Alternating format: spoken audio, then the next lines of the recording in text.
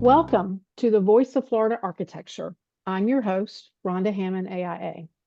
One of the missions of this podcast was to communicate the value we bring as architects through the design of the built environment in our communities. One goal we set for ourselves to accomplish this was by introducing each of the 13 AIA Florida components. We've invited the leadership of each component for a conversation and let them share how they specifically are bringing value to their members and their community. Today, we have the pleasure of speaking with the leaders of AIA Florida Northwest. Please welcome Carlos Godinez, AIA President, and Brooke Godinez, AIA Past President of the component.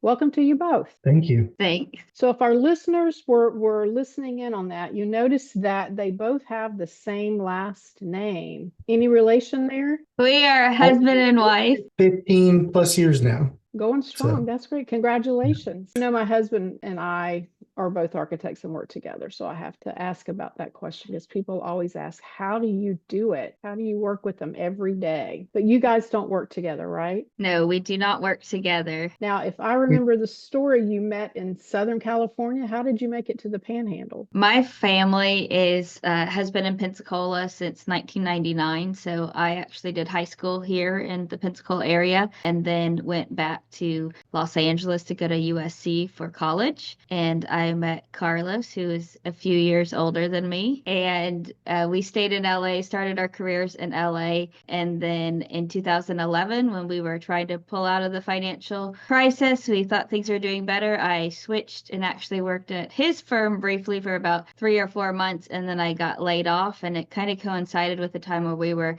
looking to leave Los Angeles and move closer towards my family, but not necessarily Pensacola. And when I got laid off, it seemed like that was, it wasn't a door that was open, but a window or something. And we decided to just jump and go for it. And it took about 2 weeks from the time we decided we were leaving till we had everything loaded in a moving van and we were driving down Interstate 10 across the country. So going back to the chapter itself, I understand that this year, 2025, is the chapter's 55th anniversary. That's quite a lifetime. So right now you have 251 licensed persons in your area and 133 of those are members, which gives you a market share of about 53%, which I think is a good number to be running. And you guys cover Bay, Escambia, Gulf, Holmes, Okaloosa, Santa Rosa, Walton, and Washington counties. I think that's a lot. That's a broad area there. I think you're neighbors with AIA Tallahassee, which is my hometown. We're neighbors. You also have some influential members, Mr. Steve Jernigan, FAIA, who's chairman of the Board of Architecture and Interior Design, and Senator Charlie Clary, FAIA, both who served AIA for many years and are members of your component. So as the new component president, Carlos, tell us what makes the Northwest component what it is and share your vision for the component this year. Well, thank you, Rhonda. I mean, first, I want to say I'm very honored to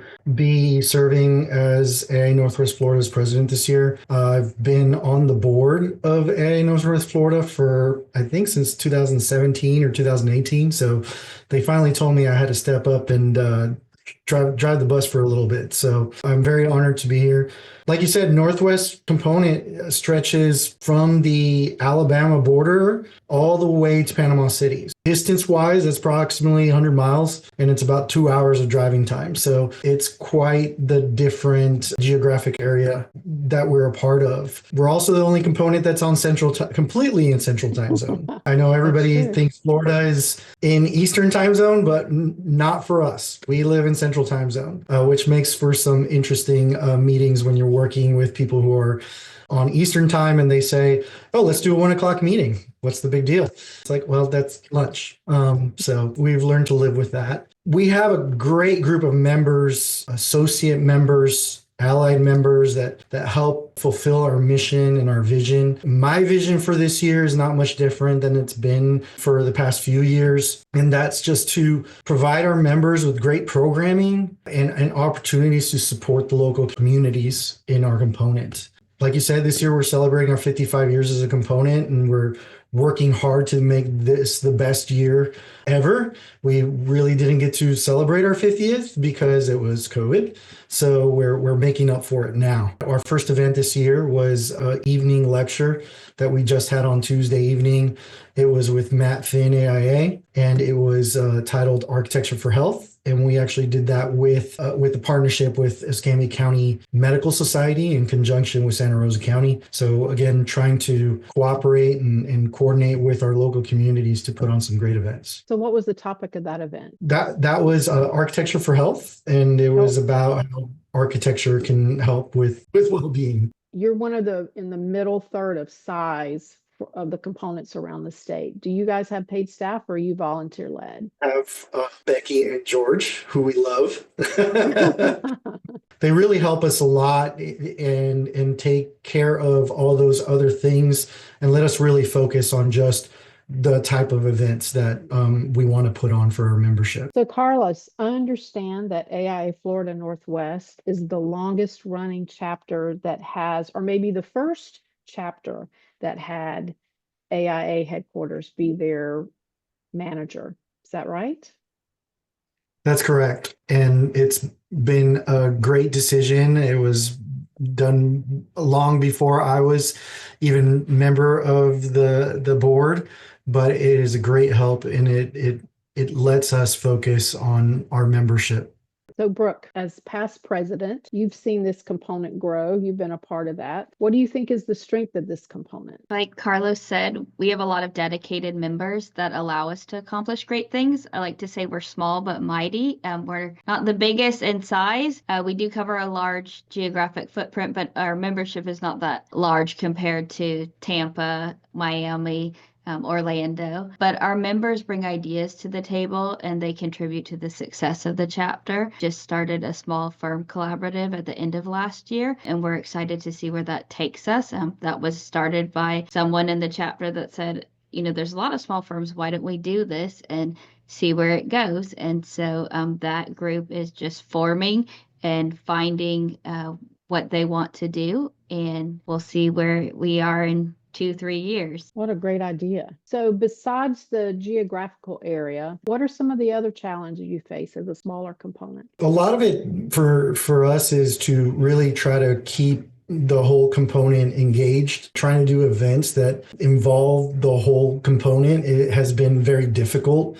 So we, with most of our membership being more concentrated in Pensacola and smaller groups in Destin and in Panama City, we've really tried to make an effort to put on events, what we call the east side of the component. We do monthly CEUs, and when we started doing that, it was really easy to get presenters for the Pensacola region because it was the biggest region, but we quickly found out that we needed to make it to where we were still being able to offer those same CEU lunches on the east side of the chapter. So in our component, when somebody comes and wants to do a presentation, they sign an agreement to do 3 different CEUs, one in Pensacola, one in the middle of the component in Santa Rosa, and then one in kind of Destin, Panama City area. So that is definitely one of the bigger challenges. And we work hard to try to where we get together as a whole component, at least for our annual awards banquet, so that we can see each other. I was at the last one. It was a very nice event. That's where you gave Senator Clary the Lifetime Achievement Award. It was a very nice event. So you just talked about the lecture series that you just did with the Escambia County Medical Society. What are some of the other resources that the Pensacola and the Panhandle offers that supports you in your programming? I know you don't have a school, not all the components have a school. I don't know if there are other resources. Our history, we have a great history here. Obviously, Pensacola is first settlement in Florida, and especially with residential architecture, even though we are kind of founded in the 1600s, we still have a very eclectic array of architecture here, especially on the residential side. You'll find colonial, you'll find craftsman, you'll find mid-century modern here, and just about anything in between. So it's a great resource. Obviously, the east side of the chapter has 30A and all those planned communities that are very popular, very cool to go visit as architecturally. The idea of a walkable community is very interesting. And then we have some great allied members that support us, great companies that help sponsor events every year for us as well. AIA Florida Northwest won the Chapter Anthony Tony Pilar Award in 2022. This award honors a component that strives to exceed core member services as established by AIA and its members' expectations, particularly in the areas of public awareness and outreach, political effectiveness, and membership development. So tell us how the small volunteer-led component captured this award. The effort to pursue the Pilara Chapter Award was largely done by Elizabeth Fleischhauer from our chapter, and that was the year that she was president. She wanted to pursue that, and as a board, we began collecting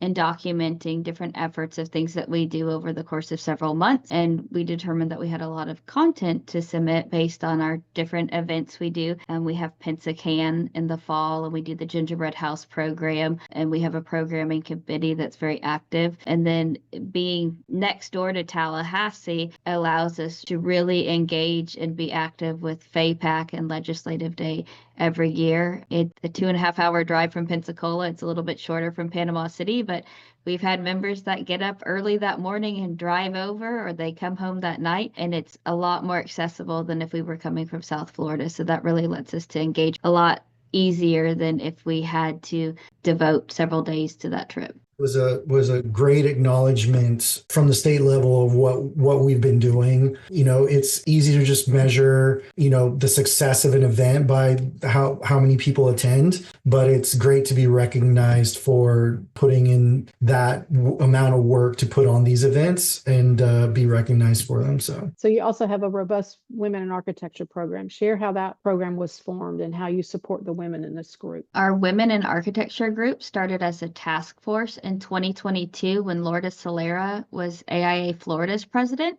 She put out a challenge to have each component develop a WIA group, and it became a committee for us in 2023. So we spent a year as a task force studying if there was a need and a want for this committee. After a year, we determined people were excited and engaging in events and that there was room for it. And we have virtual meetings with guest speakers and informal social gatherings. A couple of weeks ago, we had a coffee social, and we're planning a panel discussion for later this year, but we have a member that just moved here, and she showed up at our coffee social because she is new to the area and it was her second week working in Pensacola and wanted to meet people. We have a lot of military in Pensacola and towards Destin, lots of military bases up in the Panhandle. What that does is we get a lot of members that are here for a short time that may be married to someone in the military and they're here for 2 or 3 years, and having different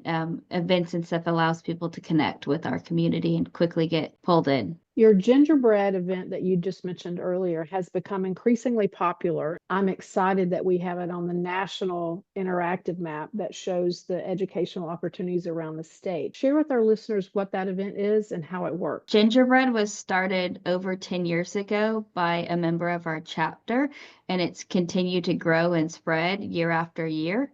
We partner with Fisher Cabinet locally, and they cut and finish lot to provide our students to build the houses. So Fisher Cabinet provides the lots. We go in and do a presentation to the students and introduce them to the AEC industry and give them a set of rules. That is the zoning for the Gingerbread House District. They take their lot home and they build whatever they want following the criteria. And then they bring it back to the school to judge for awards night. And then we have one school in Escambia County that's an alternative learning site. We made a connection with the art teacher there, and they do it as an in-class assignment and have awards there. So they build it over the 4 class periods, and then we do awards. And then this past year in 2024, we said if it works at Hope Horizon, why can't we be inclusive with our ESE classrooms? So we made the offer to 2 of our schools that have been partnering with us for many years and said, we can do it. It's been done before. We want to include your ESE students. So we had 24 students across 3 different schools do it as an in-class assignment with a kit of parts the chapter provided.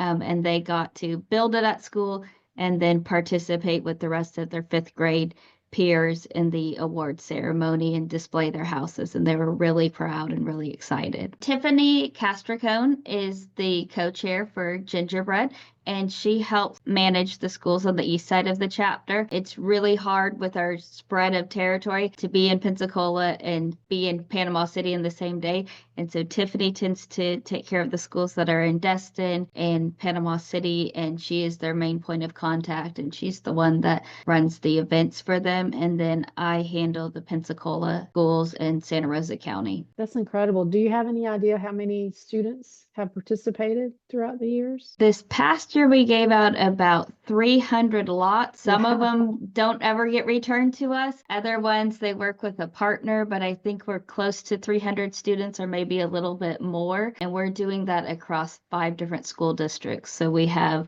2 co-chairs to that committee. One handles the west side and one handles the east side.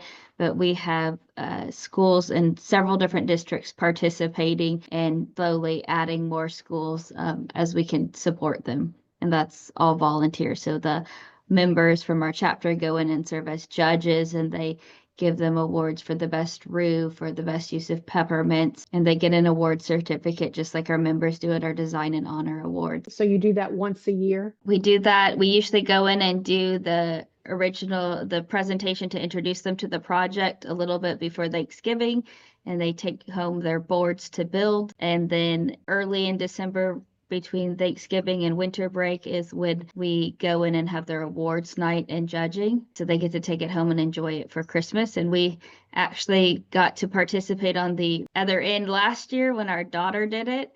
We started it at her school when she was about 3 years old. And last year she was in 5th grade, so she got to build her own house after watching it and tagging along for judging for many, many years. In addition to the gingerbread house that we do every year in December, end of the year time, we also have our annual tree and stocking event. We decorate trees for a local children's hospital and fill stockings for residents at an assisted living community for veterans near Eglin and Hurlburt Field.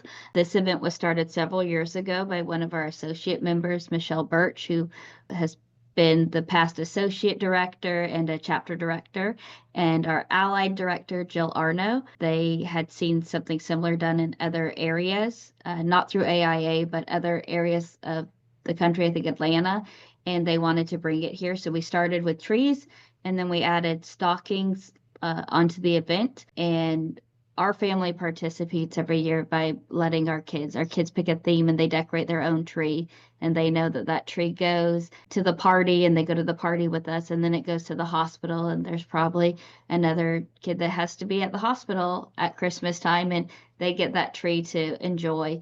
It's turned into one of our biggest events of the year now because everybody gets to participate. Jill actually donates through her company, donates the trees and the stockings that get decorated. So nobody has to go buy them. Everybody starts with the same little, plastic wire tree, and just what our membership has done in decorating them every year, it just keeps escalating. We try to, Brooke and I, with our kids, we try to focus with about thinking about the kids that are in the hospital, but that that's not to say that the others don't, but some of the trees just have gotten really cool, really outrageous with their designs, and everybody looks forward to it, and it's one of our most recent annual events. We have a lot of events that are very family friendly. You can bring your kids. You can bring your kids to Pensacola. You see children and teenagers helping their parents build the sculptures and come to view them. We do a FAPAC fundraiser. We do a bowling night, and that's family friendly too. So there's plenty of opportunities to be engaged, not just as an individual architect member, but to bring spouses and children and extended family members. Speaking to the architects in your area who are not members, that's only like 47%. What would you like to tell them? Why should they join? We work hard to convey the message about why AIA is important. and why they should join. But I think what's been a lot more effective is the community events that we put on, or the community partnered events that we put on, being gingerbread, like Brooke just talked about. We also put on an event called Pensacan. Pensacan is a annual event that we've been doing for many years, probably well past 15 years here in Pensacola. We partner with Manna Food Bank, which is the local food bank in Pensacola, but distributes food all across the region. Our teams build sculptures out of cans of food, pasta and other, box pasta and other things, and create these great sculptures every year that we display at our local mall for a week. And it's the whole point of it is to raise food for Manna Food Bank. We typically do this around late summer, which is actually a very slow point for donations to Manna. So it really helps them at a time of great need for a lot of families. We had originally started with participating architecture firms, and we've over the years we've opened it up to anybody who wants to participate, whether they're an organization, a school. We've had high schools participate, Navy Federal, who's obviously a huge company here in the region. They actually put on a competition within Navy Federal, and then the winner gets to participate in our Pensacan and build the sculpture at the mall. So they've taken it to a whole nother level. Over the years, I mean, every year the food we raise feeds hundreds and thousands of meals is how Manna likes to put it. And we're happy to help them out. They've partnered with us to such a great extent now that they practically run the whole event now, and we just assist. So it's over the years it's become a great event for our component and for us to participate in. We also have our Christmas tree and stocking decorating event at the end of the year, which we tie in with our holiday party for the component. And those, I think, have been a great way of showing those non-members what we do and why they should be involved. And so a little bit more of showing them instead of just talking to them about it. So you both are very active in AIA, both at the local and at the state level. Why do you feel being a part of AIA is important? I think when you step back and look at what AIA offers, there's plenty of resources and opportunities to collect CEUs. So it's not necessarily the continuing education, although we love going to AIA Florida's convention every year and doing CEUs and the Advanced Building Code, but AIA offers community, and it's also the only organization that is actively working to protect our profession through the FAPAC efforts and legislative day each year. And no one else does that. You can find community other places, you can find your CEU opportunities, but no one's protecting our license. We all worked really hard to get licensed, and we want to keep it as a protected profession that we work hard at each day and protect it for future generations. I would second what Brooke said about community. We look forward every year to going to state convention and just seeing people from all across the state. Last year, I was blessed to go to the Leadership Summit, which was a great event. It was the first time I'd gone, and I'm just meeting so many of the people there. Community is definitely a big one for me as well. So thank you both, Carlos and Brooke, for your dedication to the profession and AIA, and most importantly, to your local membership. And thank you for being with us here today. Cool. Thank you. Thanks. So AIA Florida Northwest is an active component with a robust agenda of member-focused programming. You can reach out for more information at their website at www.aianwfl.com. I also welcome you to subscribe to our podcast so you won't miss any of the upcoming episodes. You can find us on Apple and Spotify. This is Rhonda Hammond, AIA, your host. Thank you for listening to this episode of The Voice of Florida Architecture.